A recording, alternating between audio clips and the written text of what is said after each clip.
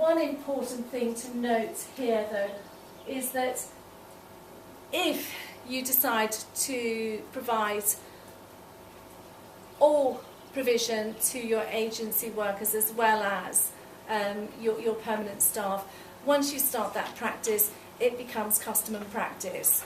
So it's important, from the outset to make a decision about what you are going to provide and what you're not going to provide. Because custom and practice obviously can arise very, very quickly.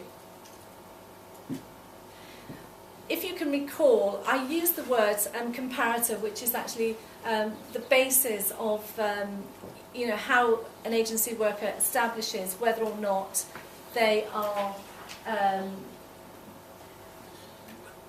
having a right or otherwise. The individual is a comparable worker in relation to an agency worker if at the time of the alleged breach of these provision both the individual and the agency worker work for and under the supervision and direction of the hirer, and they are engaged in the same or broadly similar work, having where relevant to whether they have a similar level of qualifications or skills. Now that's actually quite important, because if they work for and under the supervision of the hirer, that's one thing. They've also got to be engaged in broadly or similar work. So for instance, if you have a secretary, you have a receptionist, are they doing one and the same job, or is it broadly similar? My view is no, it's not.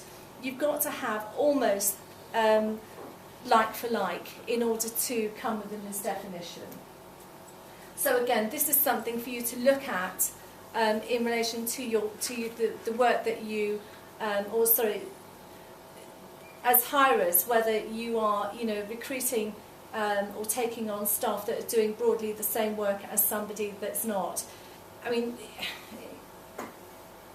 it's possible for you to say that there are elements to a job that you wouldn't choose the agency worker to do in order to ensure that there was a differentiation between your permanent staff and your agency workers. But what I would say is that in those circumstances, rather than just make the decision to do it and think that you're going to be safe, you need to actually take some sort of some guidance on that.